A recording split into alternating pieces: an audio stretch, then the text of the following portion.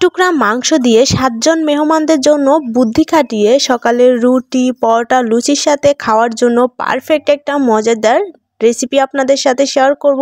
আশা করি রেসিপি ভালো লাগবে। রেসিপি ভালো লাগলে শেয়ার করে দিবেন আর ভিডিওটা শেষ পর্যন্ত দেখার অনুরোধ রইল। আসসালামু আলাইকুম, সবাই কেমন আছেন? আলহামদুলিল্লাহ আমিও ভালো আছি। আশা করি আপনারা ভালো আছেন। এখানে আমি 1 টুকরা গরু মাংস নিয়েছি। মাংসটাকে ছোট ছোট করে কেটে নিব এভাবে। ভিডিওটাকে কোথা থেকে দেখছেন অবশ্যই কিন্তু জানাবেন। এটাকে কেটে ভালো করে ধুয়ে নেব। এখানে আমি ডাবলি বুটের ডাল ভিজিয়ে রেখেছিলাম। ওভারনাইট ভিজিয়ে রাখলে ভালো হয়। হাতে সময় না থাকলে 4 থেকে 5 ঘন্টা ভিজিয়ে রাখবেন। আমি 250 গ্রাম ডালের থেকে অর্ধেক নিয়েছি আর অর্ধেক রেখে দিয়েছি। এখানে আমি একটা প্রেসার কুকারে ডালগুলো ভালো করে ধুয়ে নিয়েছি। মাংসটাও কিন্তু ধুয়ে লবণ হলুদ দিয়ে এখানে পর্যাপ্ত পরিমাণে পানি দিব, সাথে কয়েকটা কাঁচামরিচ দিব। কাঁচামরিচ দিলে সুন্দর একটা ফ্লেভার আসবে। আমি যেই কাপে ডাল মেপে দিয়েছি সেই কাপের 1.5 কাপ মতো পানি দিয়েছি। এটাতেই কিন্তু ডালগুলো একদম পারফেক্ট ভাবে সিদ্ধ হয়ে যাবে। আমি প্রেসার কুকারটা মাটির চুলায় বসিয়ে দেব। প্রেসার কুকার মাটির চুলাতে 4টা সিটি দিলেই আমি উঠিয়ে নেব। যদি বেশিক্ষণ রাখি বা বেশি সিটি দেওয়া হয় তাহলে ডালগুলা একদমই ঘুটে যাবে, খেতে কিন্তু ভালো লাগবে না।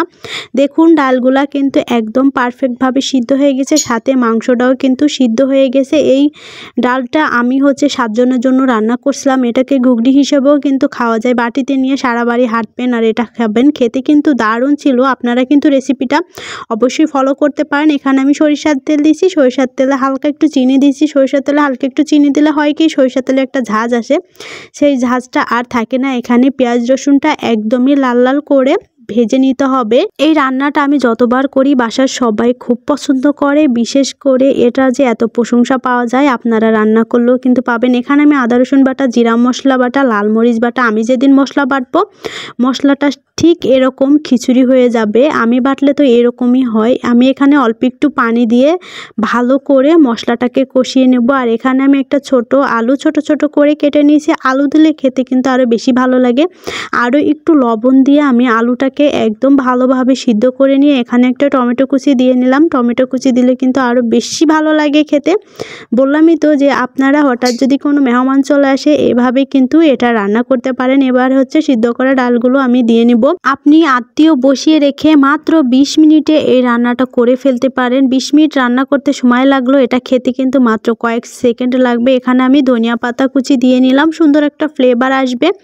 এরপরে আমি ভাজা জিরার গুঁড়া দিয়ে দিলাম। এখানে আপনারা মশলাটাও অ্যাড করতে পারেন।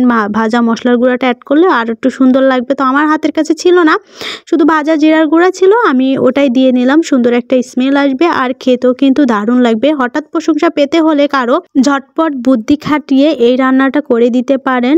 রুটি, পরোটা বা লুচির সাথে এটা কিন্তু খেতে খুব ভালো লাগে। আমি সেদিন অনেকগুলা লুচি বানিয়েছিলাম, প্রায় 50টা লুচি বানিয়েছিলাম। এরকম ফুলকো ফুলকো লুচির ভিডিও যদি আপনারা দেখতে চান অবশ্যই কমেন্ট বক্সে জানাবেন। সবাই ভালো থাকবেন। নেক্সট ভিডিও আপনাদের সাথে আবার দেখা হবে। আল্লাহ হাফেজ।